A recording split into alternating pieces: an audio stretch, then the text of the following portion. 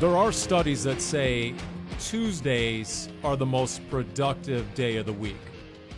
Here on the Kingsbury Chronicle podcast, we like to think we're doing our part in a small way, Lisa. Hopefully. You know? Hopefully that's the case. Lisa Matthews there, Paul Calvisi here, the head coach of the Arizona Cardinals, Kliff Kingsbury there. And did it feel good to put the coach into Coach Kingsbury over this past week, right? You finally got to do some real-life coaching out in the grass, as you say, with both the offense and the defense at times. Yeah, it was great to get out there with those rookies, those young guys, and see the excitement, the energy, the nervousness, and get some of our base stuff installed. Does that help just energize you as seeing them go through the process and remembering your days coming into the NFL, and can possibly relate to them also? Yeah, no question. I mean, it's the culmination of a lifelong dream for them and their families, and so every rep they get on that field is special and a big deal, and you definitely appreciate that as a coach and having been there before. You said you're not a big rah-rah guy, motivational speech. No, not yet, too soon. No win one for the Gipper. But did you have something in particular to say to the rookies, maybe alleviate some of the nervousness, if nothing else? Did you have anything in particular, a message per se? Yeah, just more to make sure you're taking advantage of the opportunity, be in that playbook, studying your things. If you get a rep, make sure it's full speed, and you never know who you're impressing out here. It may not be for us, but coaches talk, and we could call another organization, and it could work for you there. And so it was mainly just about making sure we're making the most of this opportunity. We'll get to Murray, I'm sure, a little bit later. But for you, besides him, who stood out to you most amongst the rookies? Yeah, I think collectively it was just, the hard work, the effort, the focus. It was good to see as a class as a whole. We felt like we signed a bunch of high-character young men, and that's what you saw out there. Very conscientious, taking notes, studying it, learning their things. They're able to transition it from the classroom into the practice field, and so that's exciting for our coaching staff to see how important it was for those guys. We had Andy Isabella in this studio, and then also Byron Murphy, as we see right there. And Isabella in particular had a quote. He said, I've spent my entire life proving people wrong. Now it's about proving people right. That a lot of these guys feel that pride that, this team believes in me. I'm going to reciprocate. Do you see that in a number, especially the draft picks? Yeah, I think so. I think everybody has their story, and I think that's a great perspective, having that chip on your shoulder. But then it gets to a point where, hey, your family, your friends, the organization that believed in you, those are the people that matter. And so everybody else can say whatever they want, but you want to prove those people right. And talking to some of the rookies, a lot of them this weekend was about just the mental part of it, learning, picking up the playbook for the first time. How do you approach that as a coach, also coming into this level at the first time and just introducing to them this scheme, this system, but also just how to be a pro at this level? That's a great question. I think for that rookie camp, you want to simplify things enough to where you can see guys at their best. You don't want to paralyze them by having them think too much or not know what they're doing out there. So we try to simplify it and let those guys go out there and play a little bit and see who stood out and evaluate from there. And Kyler Murray said he was surprisingly comfortable, quote unquote, with the system. How much does that help him in the rookie learning curve? The fact that some of the concepts are similar. Yeah, it's huge. You can't. That doesn't happen very often where you can step in from college and just kind of take the next step in a very similar system. And I've talked with Lincoln and tried to do some things terminology-wise and conceptually that Kyler likes and is comfortable with, and build it from there. It was about 7 years wait just to be on the same field with Kyler Murray. Right. What did you learn about him this past week? Yeah, nothing new. I think what everybody else learned is just how he carries himself. He has kind of an innate leadership style and charisma about him that when he walks on that field, everybody better be ready to go. He just has that way about himself, and I think those coaches and players felt that. Can I give you a football observation from a media guy? Brace yourself here. The release is elite, is it not? If this offense is going to be predicated in a lot of ways on getting rid of the ball quick, you have a quarterback who's equipped to do so. Yeah, that's, he's been trained that way his entire life. His dad did a tremendous job, had a tremendous high school coach, and then obviously Lincoln and Jake Spavital in college. And so he gets it out quick, it's accurate, it's efficient, and there's a reason he's the number one pick in the draft. There's no question. We have a great fan follow-up question. Here we go. All right. This is from Kasner. He wants to know, since Kyler is a very dynamic player, how important do you think RPOs will be?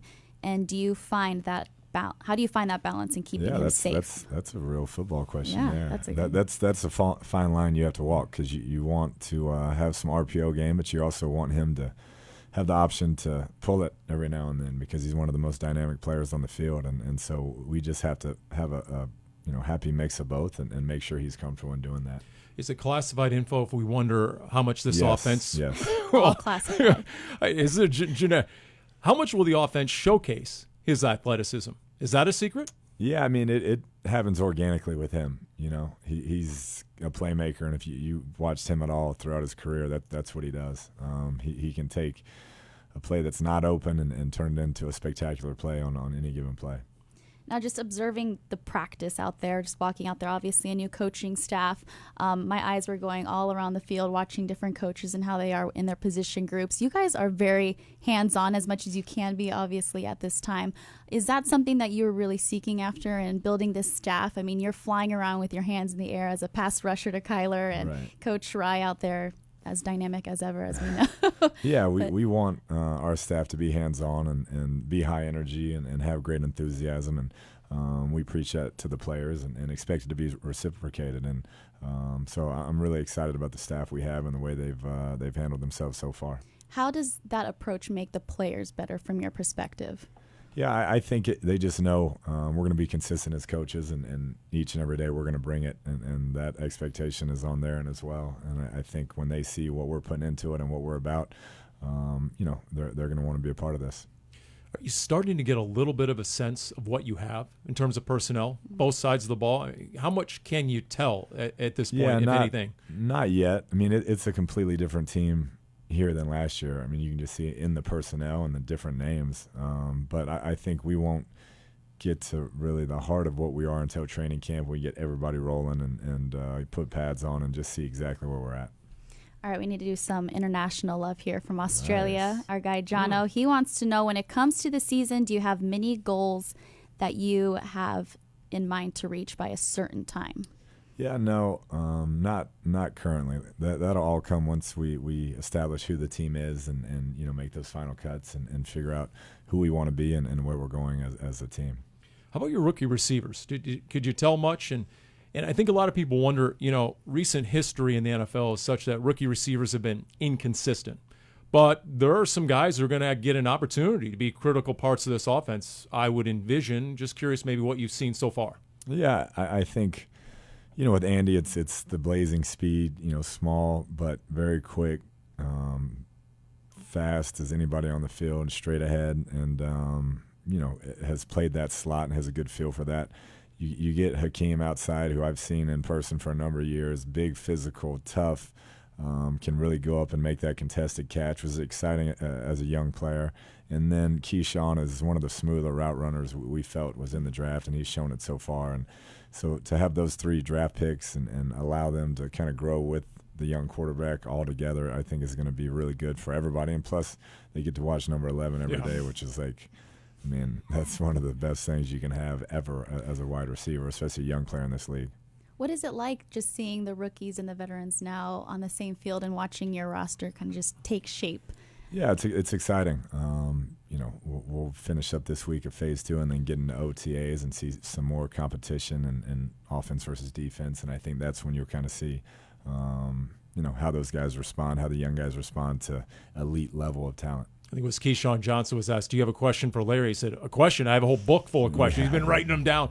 Is Larry about as close to a player coach as there is in the NFL? You just look at the disparity in his age and experience versus some of the other guys in that receiver room right now. Yeah, there's no doubt. I mean, there's not a situation that he hasn't seen or been through, or probably an offense that he hasn't learned. And so if I have a question, I'll go ask Larry, put it that way, because he's got a great feel for the NFL and the way things have gone when it's been good and when it's been bad. All right, this question coming from Facebook Live. Sam Gordon wants to know, how does the Arizona Heat compare to Texas? Oh. It's been mild so far, though. Yeah, it's been amazing. Yeah. Today warmed up a little bit, but it's been incredible. I love how the evenings cool off and there's no humidity. So it's been fantastic. I know it's going to get quite hot pretty soon here, but I like the dry heat. By the way, did you cash in on the Derby? Did you happen to have the horse? I did not. I was at this sports bar where a guy won $20,000 when they came out the ruling because he had the horse that was 65-1 or whatever it was. Yeah, that was we were long gone by that. I don't know. We weren't sticking around to see how it ended. That experience you had with Tom Brady and you're almost 4 years in the NFL, do people not realize maybe that gives you a little more insight from the college game because you had that NFL experience? Do people tend to minimize that when they shouldn't? Yeah, I think people are going to say whatever they want, but have been around the league, been in some different offenses, have a bunch of friends in the NFL, and so I've always stayed close to it and kind of had a good feel for what was going on, and I'm just happy to have this opportunity. All right. Jay Feely, former Cardinals kicker, used to name drop Tom Brady all the time, by the way, former Michigan teammates. So Can't do that. Yeah, no. He's a good one. He's a good one to name drop. Yes, he is. Yes, he is. You got it. We love you, Jay. Thanks, Coach. Appreciate it. Thank there you you go. Kingsbury Chronicle podcast every other Tuesday right here. Thanks to Coach for making it happen.